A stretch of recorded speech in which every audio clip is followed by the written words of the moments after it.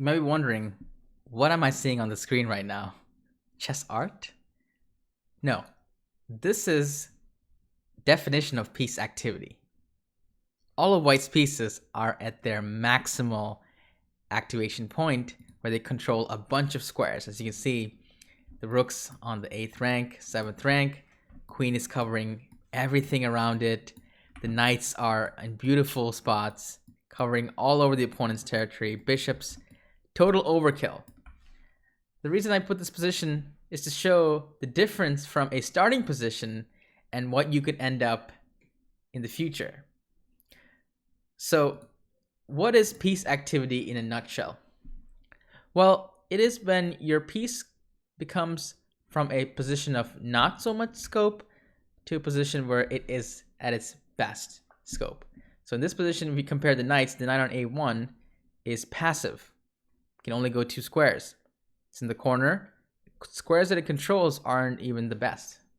On the other hand, the knight on e5, it's at its maximum. It can go 8 squares, and many of the squares it controls, some of them are prime spots in the opponent's territory.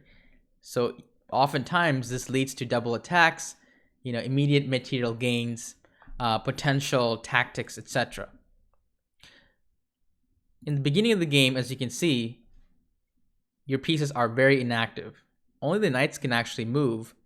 You need to move pawns so that your bishops and your queen and other pieces can come out. So it also shows the role of pawns, which will be in another video, how to use your pawns.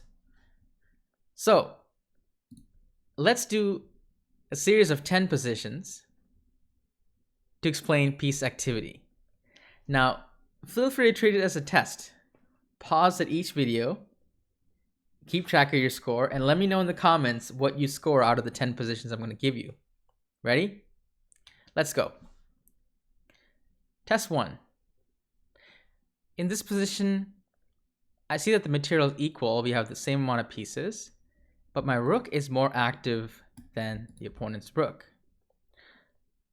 How can I make it even more active? I see a spot, rook d7. Rook is attacking the pawns. It's very active, attacking all these squares in the opponent's territory. Black is in trouble. He could play rook c8, but you can clearly see this rook is passive and this rook is active. And we can take the other pawn. Immediate material gains. So as you can see, temporary activity can turn into something more permanent. Test number 2. One of my favorite positions to give students, actually. I'll give you a second to pause the video if you'd like. Again, material is equal. I noticed that this knight is a bit passive. It's out of play.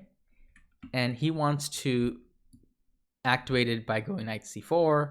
Maybe we'll come back to the middle. This king is also kind of out of play. So immediately I see that I could improve my king or my bishop. I want to do a move that improves my bishop and also shuts down his knight. If you saw this move, congratulations. Bishop to d5. What a beautiful spot for the bishop. It limits the knight. Can't go anywhere now. It limits the king a little bit. And this is the most you can get from one move. Black can try to activate his king by pushing the pawn.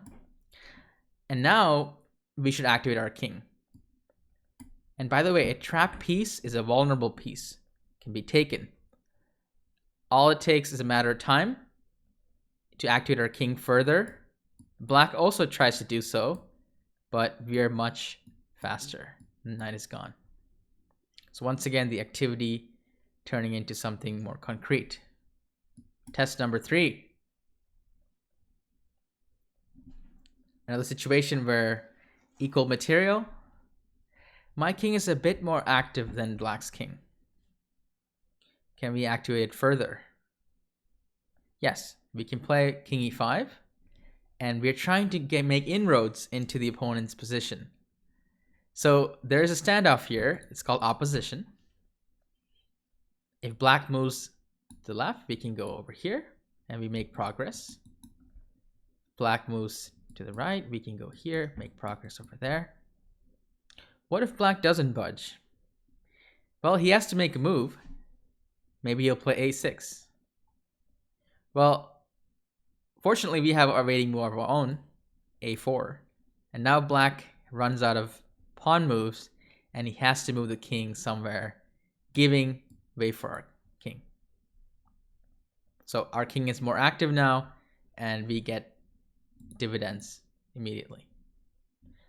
Test number 4. Okay, we're in a pretty bad spot here. We're down rook and 2 knights.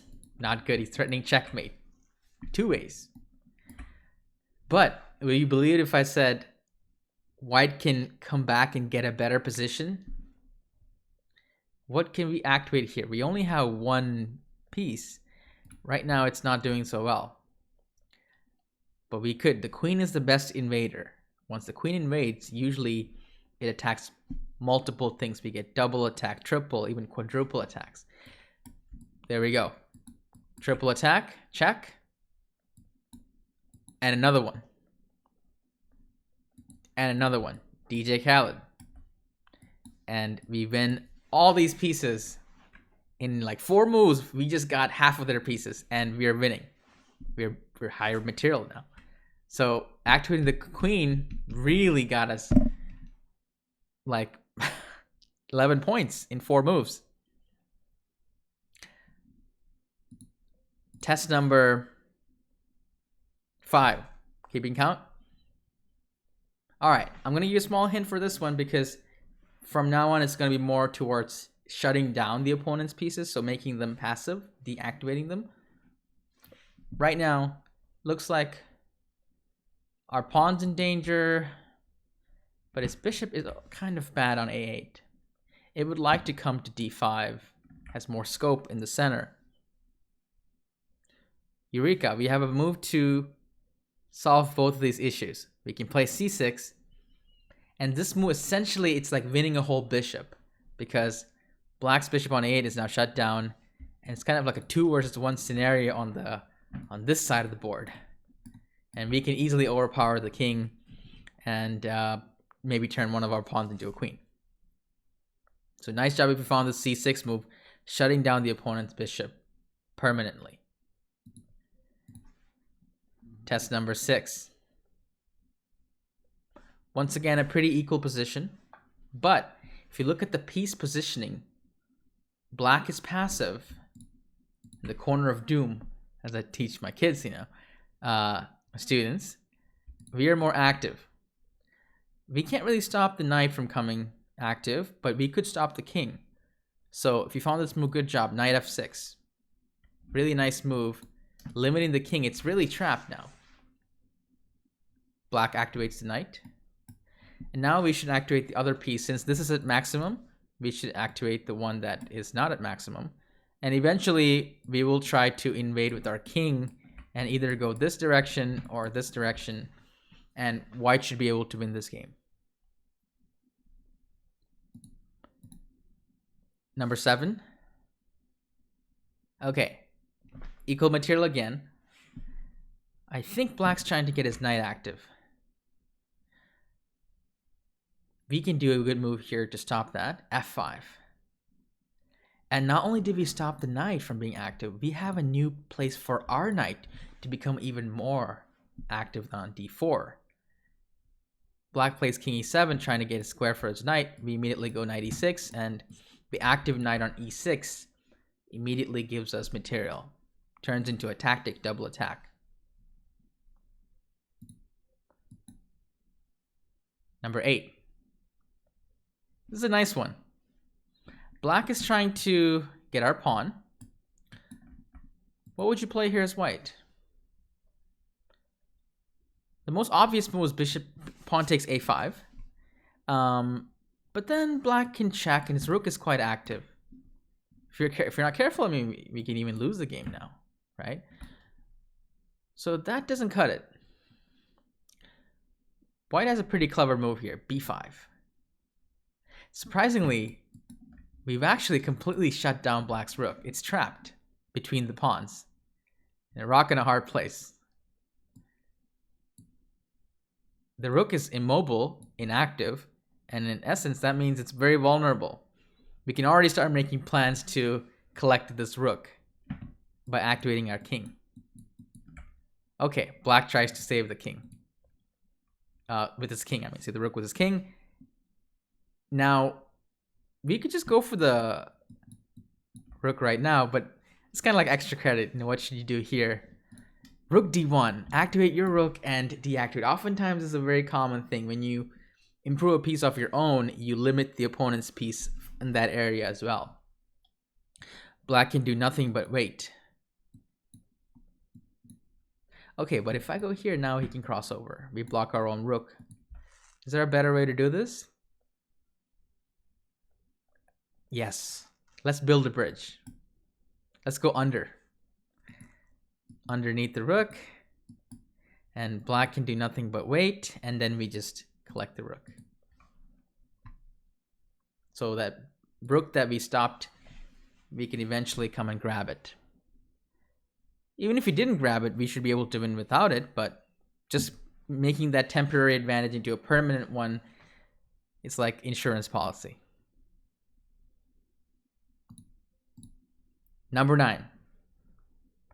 Uh-oh, it looks like we're down a queen here. But the queen is temporarily inactive on a7. I think he really wants to get over here. And then we're losing. So we should take this opportunity to deactivate, shut down all these pieces over here. If you found this move, good job, knight b6. Look at that. This knight really shuts down the queen and the king. Black is running out of moves. Let's say he has to play some pawn move, g6 takes, and now he literally has to go up his queen the next move. And it's going to be a very sad checkmate. I might not even take the queen and just go for checkmate. Very sad situation for black. So if you're a queen, you don't want to be on the side. You want to be in the opponent's territory in the middle when the coast is clear. How are you doing so far? Keeping track of your score? The last one I saved the best. This is one of the most amazing positions I've seen in terms of activating or deactivating your opponent's pieces. And fun fact, even computers can't solve this one because it's a very conceptual problem. Even computers struggle. So this is white to play and not win the game, but you want to draw. We're losing right now by a bishop and 2 rooks. So if you can somehow, get a draw, not lose, that's more than enough. So take your time. Do you see the concept here? First move is b3 check. Okay. We're trying to lock up the position, and we need the checks so that we have time to do so. King b5, c4 check, king c6, d5 check, king b7, and now very important move. Before it opens up, we play e6, and now we have a completely locked tent. And since black doesn't have a knight or a white squared bishop, he can never infiltrate our major fortress here. Our king is just going to walk around, take a nap for 50 moves, and the 50 move rule kicks in. It's a draw. Black can be tricky and offer some gifts. Should we take that? Of course not. More gifts. Should we take that? Never. If we take it, the dam breaks. Now black is breaking through, and this is not going to be good. So we should just wait around, and it's a draw.